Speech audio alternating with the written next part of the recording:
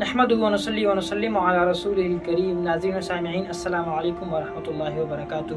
حج قران ادا کرنے والے کو قارن کہا جاتا ہے۔ قارن میقات سے حج اور عمرہ دونوں کی نیت سے احرام باندھے گا اور پھر وہ ایک کامل عمرہ ادا کرے گا، یعنی طواف اور سعی کرے گا، اور اس کے بعد وہ حالت احرام میں ہی رہے گا اور احرام کی ممنوعات سے اپنے آپ کو بچاتا رہے گا۔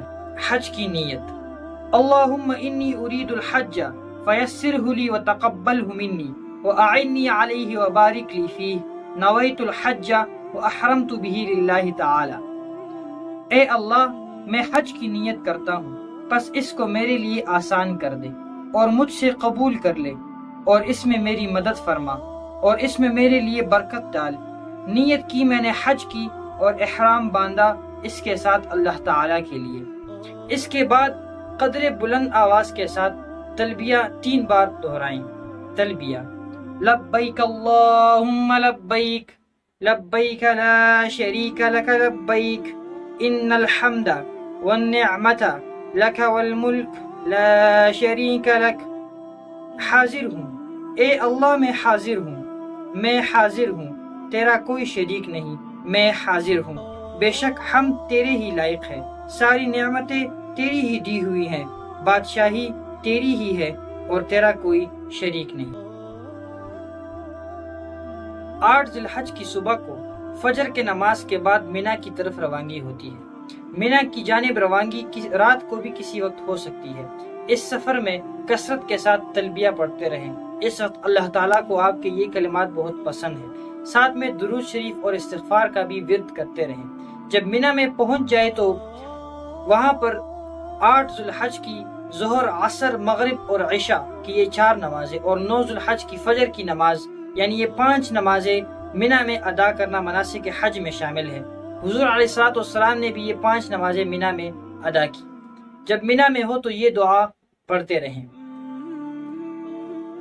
سبحان الذی فی السماء عرشہ، سبحان الذی فی الارض موطئہ، سبحان الذی فی البحر سبیلہ، سبحان الذی فی النار سلطانہ، سبحان الذی فی الجنة رحمتہ، سبحان الذی فی القبر قضاؤہ، سبحان الذی فی الہواء روحہ، سبحان الذی رفع السماء، سبحان الذی وضع الارض، سبحان الذی لا ملجأ ولا منجأ الا الیہ۔ پاک ہے وہ ذات جس کا عرش آسمان میں ہے، پاک ہے وہ ذات جس کا ٹھکانہ زمین میں ہے، پاک ہے وہ ذات جس کا راستہ سمندر میں ہے، پاک ہے وہ ذات جس کی حکمرانی آگ پر ہے، پاک ہے وہ ذات جس کی رحمت جنت میں ہے، پاک ہے وہ ذات جس کا حکم آخری قبر میں ظاہر ہے، پاک ہے وہ ذات جس کا حکم ہوا پر ہے، پاک ہے وہ ذات جس نے آسمان کو بلند کیا، پاک ہے وہ ذات جس نے زمین کو بچھایا، پاک ہے وہ ذات جس کے سوا نہ کوئی سہارا ہے اور نہ جائے پناہ ہے۔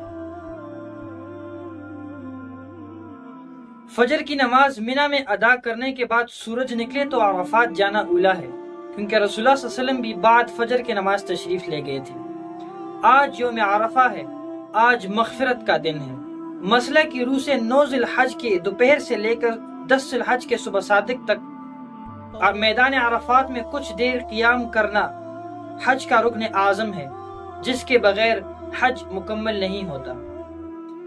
پھر تلبیہ، درود شریف اور کلمہ چہارم جو حضور پاک صلی اللہ علیہ وسلم نے خود یہاں پر پڑھا اور پڑھنے کی تاکید فرمائی، خوب پڑھیں، اور رستے میں عرفات جاتے ہوئے یہ دعا بھی پڑھیں: اللہم اجعلها خیر غدوۃ غدوتها قط واقربها من رضوانک وابعدها من سخطک، اللہم الیک توجہت وعلیک توکلت ووجہک اردت فاجعل ذنبی مغفورا وحجی مبرورا وارحمنی ولا تخیبنی وبارک لی فی سفری واقض بعرفات حاجتی انک علی کل شیء قدیر۔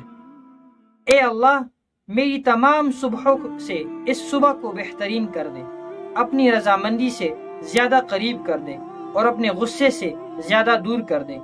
اے اللہ، میں تیری طرف متوجہ ہوں اور تجھ ہی پر بھروسہ رکھتا ہوں اور تیری ذات کو چاہتا ہوں، پس میرے گناہوں کو بخش دے اور حج کو قبول کر اور مجھ پر رحم فرما اور مجھے محروم نہ کر اور میرے سفر میں برکت ڈال اور عرفات میں میری حاجت پوری کر، بے شک تو ہر چیز پر قادر ہے۔ عرفات کا میدان ایک عظیم الشان میدان ہے جس کے چاروں طرف حدود پر نشانات لگوا دیے گئے ہیں تاکہ حجاج کرام کے لیے عرفات کے حدود پہچاننے میں آسانی ہو۔ مسئلے کی روح سے یہاں پر آپ کو ظہر اور عصر کی نماز ادا کرنی ہے۔ زوال کا وقت ختم ہوتے ہی مسجد نمرہ کے امام صاحب ایک آذان اور 2 تکبیروں کے ساتھ ظہر کے وقت میں ظہر اور عصر کی نماز ملا کر پڑھتے ہیں، چونکہ حضور علیہ السلام نے بھی ایسے ہی کیا تھا، لیکن حضور علیہ السلام مدینہ منورہ سے تشریف لائے تھے اور آپ مسافر تھے، تو آپ نے قصر فرمائی تھی، یعنی 4 رکعت نہیں پڑھی، 2 رکعت ادا کی تھی۔ مسجد نمرہ کے امام صاحب مقامی ہیں اور مقامی ہونے کے باوجود وہ قصر کرتے ہیں، لہٰذا احناف کے نزدیک ان کی اقتداء جائز نہیں ہے، لہٰذا حنفی حضرات کو چاہیے کہ وہ عصر کی نماز عصر کے وقت اور ظہر کی نماز ظہر کے وقت ادا کریں۔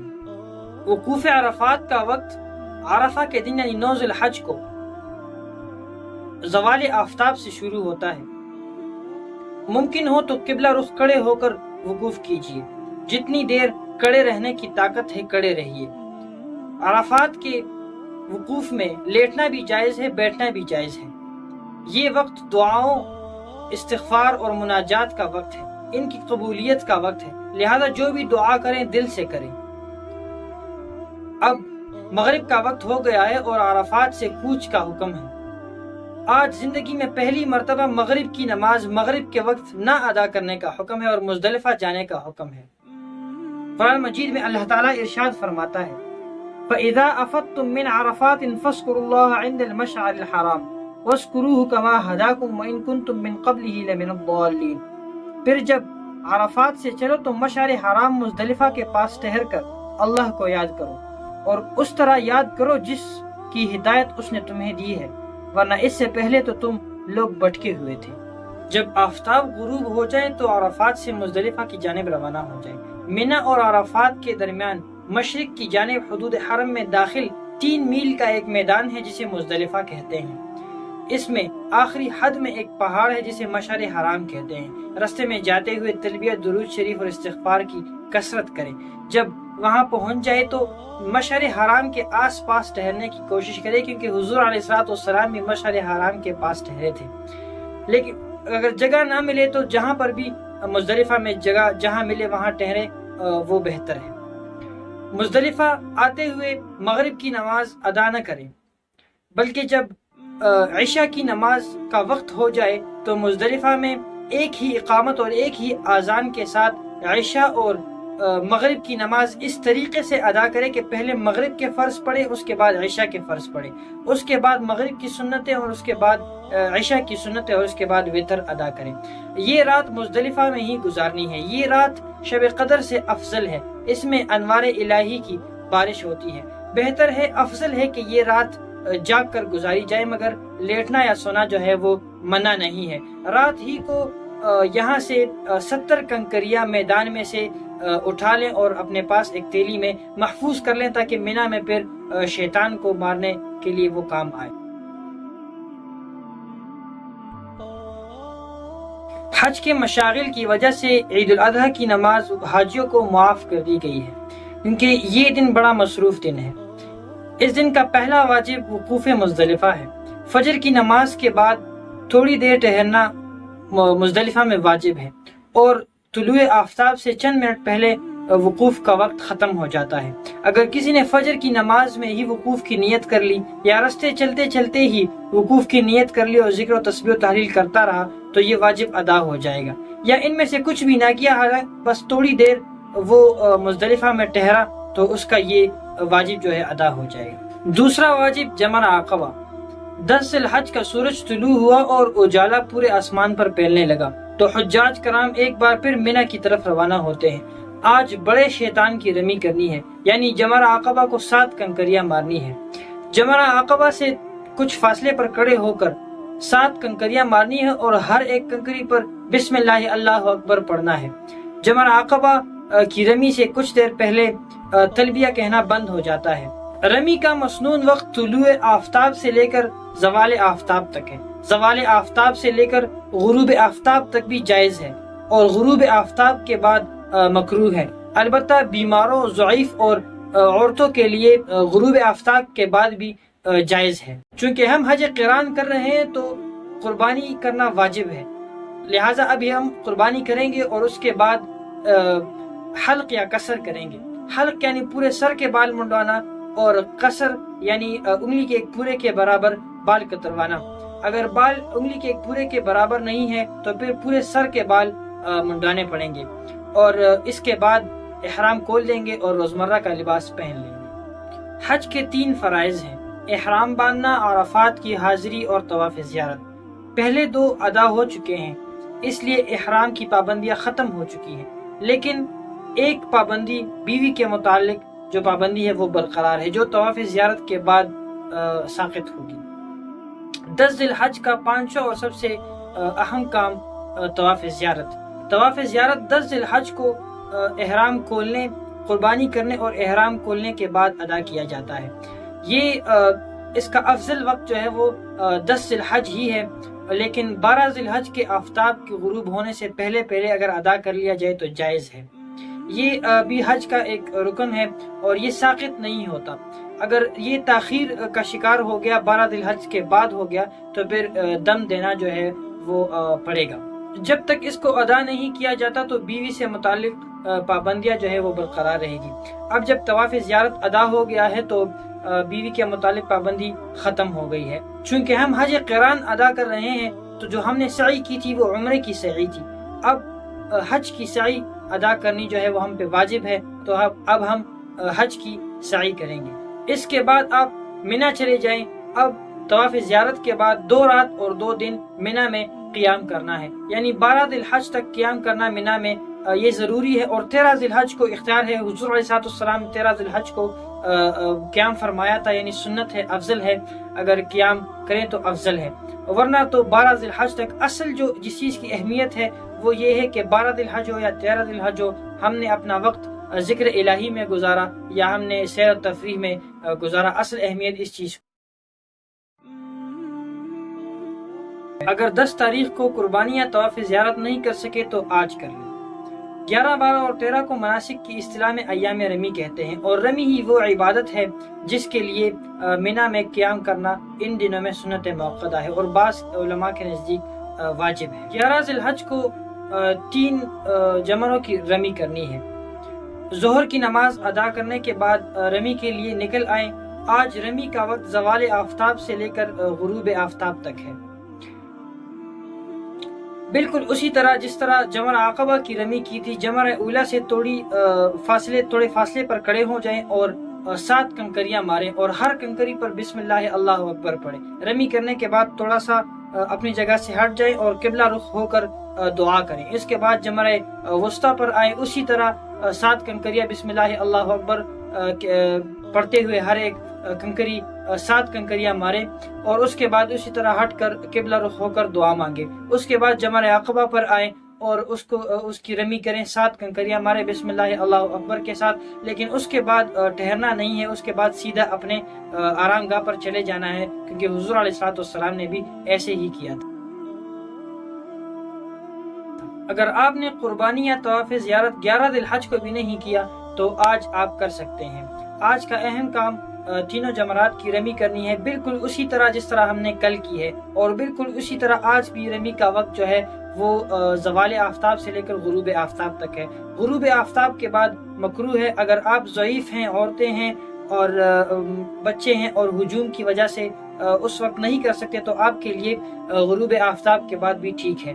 12 ذی الحج کو مینا سے جانے کا آپ کو اختیار ہے، آپ جا سکتے ہیں۔ 13 ذی الحج کی اگر آپ رمی نہیں کرنا چاہتے تو ٹھیک ہے، بشرط یہ کہ اگر آپ 12 ذی الحج کو پھر غروب آفتاب سے پہلے مینا سے نکل جائیں۔ اگر آپ مینا سے نہیں نکلتے اور غروب آفتاب کے بعد بھی آپ ادھر ہوتے ہیں تو پھر آپ کا مینا سے جانا جو ہے وہ مکروہ ہے، اور اگر 13 کی صبح ہو جاتی ہے تو پھر آپ کو رمی کرنا جو ہے آپ پر واجب ہو جاتا ہے، اور اگر پھر آپ رمی نہیں کرتے تو آپ کو دم دینا پڑے گا۔ اس کے بعد 13 کی رمی کرنی جو ہے یہ افضل ہے، اور اس کے بعد آپ کو حج جو ہے وہ مکمل ہو گیا ہے اور آپ کو حج کی نعمت عظمیٰ جو ہے وہ حاصل ہو گئی ہے۔ اب صرف طواف وداع باقی رہ گیا ہے۔ طواف ودا حج کا آخری واجب ہے۔ اگر آپ میقات سے باہر رہنے والے ہیں تو آپ نے طواف زیارت کے بعد نفلی طواف بھی ادا کر لیا تو آپ کا طواف ودا جو ہے وہ ہو گیا۔ طواف ودا کا وقت جو ہے وہ طواف زیارت کے بعد شروع ہوتا ہے اور اختتام کا کوئی وقت نہیں ہے۔ جب تک آپ مکہ مکرمہ میں ہیں طواف ودا ادا کر سکتے ہیں۔ طواف ودا میں رمل نہ کریں اور اس طواف ودا کے بعد مقام ابراہیم آ کر 2 رکعت نفل پڑھیں۔ مقام ابراہیم پر آ کر دعائے خلیل یاد آتی ہے کہ جب ابراہیم علیہ السلام کا بیت اللہ کی تعمیر کر رہے تھے تو انہوں نے دعا مانگی کہ اے اللہ ان لوگوں کی قوم میں سے ان لوگوں کی قوم میں سے خود ایک رسول اٹھائیو جو انہیں تیری آیات سنائے۔ تو پھر دل اس ہستی کی جانب کھینچا جاتا ہے جو اللہ تعالیٰ کے بعد سب سے برتر ہے، جو وجہ تخلیق کائنات ہے، وہ جن پر فرشتے درود بھیجتے ہیں، وہ جن کے ذکر سے دل کو سیری نہیں ہوتی، وہ جو دونوں جہانوں کے بادشاہ ہیں، وہ جن کے در کی گدائی کو بادشاہ ترستے ہیں۔ دل سوئے مدینہ کھینچا جاتا ہے۔ وہ شاعر نے کیا خوب کہا ہے، حاجیو آؤ شہنشاہ کا روزہ دیکھو، کعبہ تو دیکھ چکے کعبے کا کعبہ دیکھو۔ مکہ سے مدینے کا سفر محبت کا سفر ہے، آنکھوں سے روا آنسوں کا سفر ہے۔ اللہ تعالیٰ مجھے اور آپ کو حج جیسی عظیم نعمت اور حضور پاک صلی اللہ علیہ وسلم کے دربار پر حاضری جیسی عظیم نعمت سے بار بار مستفید فرمائے۔ وآخر دعوانا ان الحمدللہ رب العالمین۔ السلام علیکم ورحمۃ اللہ وبرکاتہ۔ روزمرہ کے دینی مسائل سیکھنے کے لیے ہمارا چینل سبسکرائب کریں۔ جزاکم اللہ خیر۔